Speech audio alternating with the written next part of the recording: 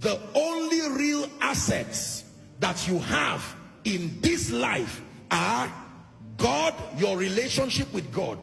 Number two, your peace. Number three, your fulfillment.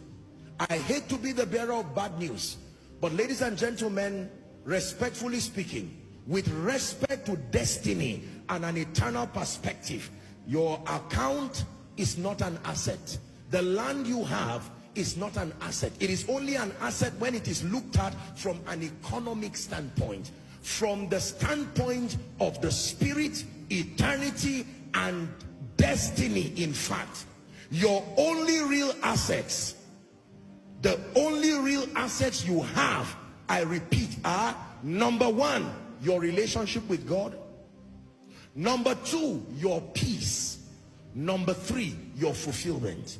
What is fulfillment? Make reference to my teaching, What Seekest Thou? I define fulfillment as the satisfaction that is derived from knowing that you have lived your life effectively, serving the purposes of God and being a blessing to humanity. That is God's idea of fulfillment. I take number 9 again. The only real assets that you have are your relationship with God, your peace, and your fulfillment. Jeremiah chapter 9 from 23 and 24. Let's find somewhere to pray now. Thus saith the Lord, let not the wise man, Koinonia, please listen. Let not the wise man glory in his wisdom, neither let the mighty man glory in his might. Let not the rich man glory in his riches. 24. But let him that glory in this, that he understandeth and knoweth me. The real asset of the believer is the wealth of your knowing God. John 17 and verse 3. This is life eternal, that they may know thee, the only true God, and Jesus, whom thou hast sent. Your real asset is your relationship with Jesus.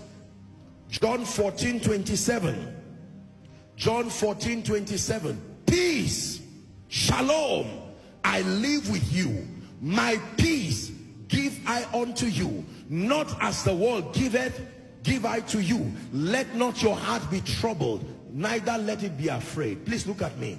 No matter what you have in this life, and no matter your level of achievement and accomplishment, ask anybody who has lived long enough upon this earth, does not matter what field, and frankly speaking, does not even matter whether he's a Christian or not. You just meet someone who has experienced the blessing of longevity and ask them what things from your experience, among the many things you feel are really valuable, they will tell you peace. The highest definition of success for me is peace. Beyond progress, peace. When people die, you never say rest in progress. You never say rest in investments. You never say rest on top of your assets. You say rest in peace. So peace is a gift that even a dying man can go with. Nobody can carry his land out of the earth. Nobody can carry his certificate out of the earth. Nobody can carry, you cannot carry your office out of the earth. No matter how beautiful, how handsome, a few hours after death, and the person is deshaped in a way beyond recognition.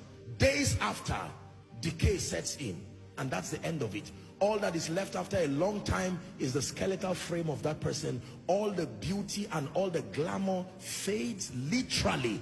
From dust thou art, and to dust thou shalt return. But let me tell you 3 things that you can take out of this life. You cannot take land. Therefore, don't let land replace your relationship with God. Don't let land replace your peace and your fulfillment. All these 3 things I am mentioning, you can take them out of this earth. Number 1, your relationship with Jesus can be transported beyond this realm. That will be the basis of your being with him when all is said and done. Number 2 is your peace. Can I tell you, if you even live without peace, it already suggests to you where you are going to. Am I right on that? Yes, sir. Because Jesus is called the Prince of Peace. There are people who do not care whether they have peace. Listen, I say this as I wrap up, and I say this with every sense of humility and responsibility. I have met very wealthy people who have lost peace for money.